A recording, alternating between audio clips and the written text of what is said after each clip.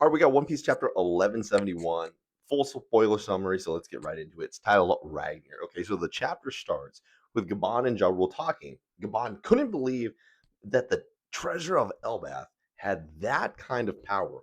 Ja Rule said that he had never heard of anything about the fruit's power, and he wasn't sure if it was powerful enough to stop Harold. Harold's like one of a kind, too. Ja Rule, it now sends shivers down my spine just imagining what would have happened if Loki hadn't been here today. Newsflash, that would have been cooked. Shanks remembers some conversations with Harold and Garland. Harold, the dawn of Elbaph will arrive once I join the ranks of the gods, the Knights of God. Garling, if there's anything you want, just say it. It will be yours, my poor child. What a chained life you must have led until now. Forget all about below. Those who live down there aren't human, right? So some reminiscing right now through Shanks. Shanks grabbed Emu's mark on his arm in anger towards Emu and the Tenrabito. Gaban calmed him down, saying he will certainly have a role to play in the future. Just heads up, here's some panels of what they're talking about that got released already.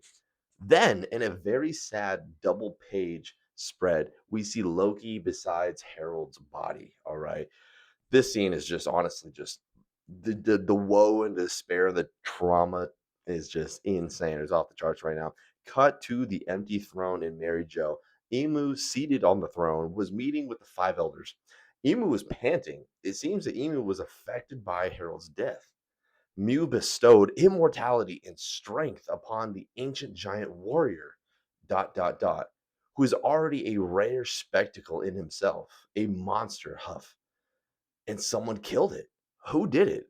Was it in Elbath? Huff. Mars. Let us dispatch a mission. We can take advantage of the abyss that Harold left in Elbath to enemies cut off. Enough. It will just lead to more casualties among my knights. These covenants come at a price from you, huff, huff. Emu said Harold was a sacred, a scarce species of his kind because he swallowed his pride in attempt to connect with the other countries and races. Emu also talked about the giants and Elbaph. Those beings are warmongers in their core, a race of warriors. Mindlessly taking them in will only destroy us from the inside. A king of Elbaph from the race of ancient giants who would agree to partake in the covenant, a man almost too good to be reality. He is a man better off never born, for the sake of Elbaph as well. Mew suppose history never lies. We are never meant to work hand in hand. Never forget, Elbaph is D. Okay, so Emu is clearly vulnerable from this because up until now it's been very ambiguous. They just seemed to scale higher and higher, right? Like the Covenant, the Gods Knights, everything about Emu just seemed to be like limitless. And now it's actually showing that no, there's actually a very big vulnerability. The fact that they're spread, him, it, she, I don't know yet, are spread so thin, right? And then if you really defeat crucial parts, crucial powerhouses to their hierarchy, they're probably good. Like they're probably really vulnerable. It is what it seems like. And also Shanks. Shanks is actually having some conversations right now with Garling, and Garling's entire like father son dynamic is like dude's actually a POS. Like the dude's a piece of crap. Genuinely thinks himself above everybody else. But let's get into the second half of this. Back to the Arthurus castle, Loki decides to go out to sea alone with the surviving soldiers and use his power to avenge Harold. Ja Rule tried to stop them, but Loki didn't listen to him and left him in the castle with giant soldiers. The flashback ends here. So we're officially out of the flashback. All right. The story returns to the present.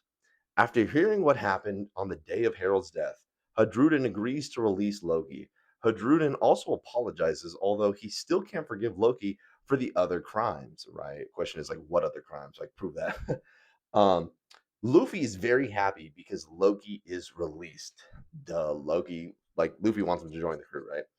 As they're talking, a Draugr, one of MMA's that Killingham manifested, falls into the underworld. Loki tells Adrudin and the others to go up first.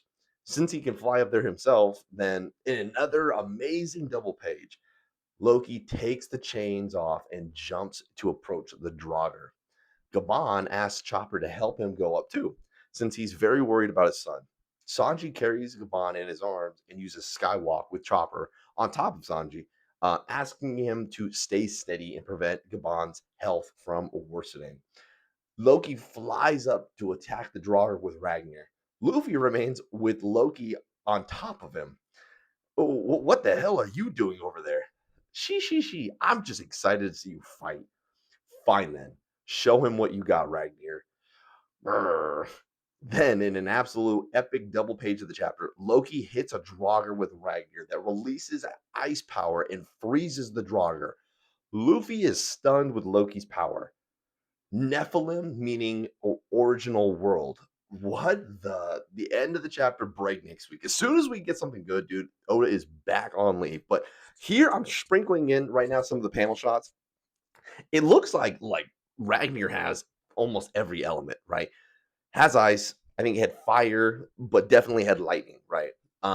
So this is one of the most broken Loki alone with this broken weapon, dude. Loki's cracked. Loki's gonna show up and just like start whopping the gods knights between him and Luffy. I mean, honestly, Loki's top two right now. Loki defeated Harold, which Harold was on the same par as Rox, and Rox was to be the strongest one of them all, right? And then since Harold was technically buffed, Loki defeated him. I mean, this is the power scale brain, right, at work. You could say, well, Harold wasn't trying, but that wasn't the case. He was trying, right? Because he was literally being influenced psychologically. Even his thoughts, right, were taken over by you. So you're looking at this. They're coming back at a flashback. I mean, Loki's probably really injured. I'm assuming that maybe his devil fruit can like immediately heal or like at least regen very quickly, very rapidly.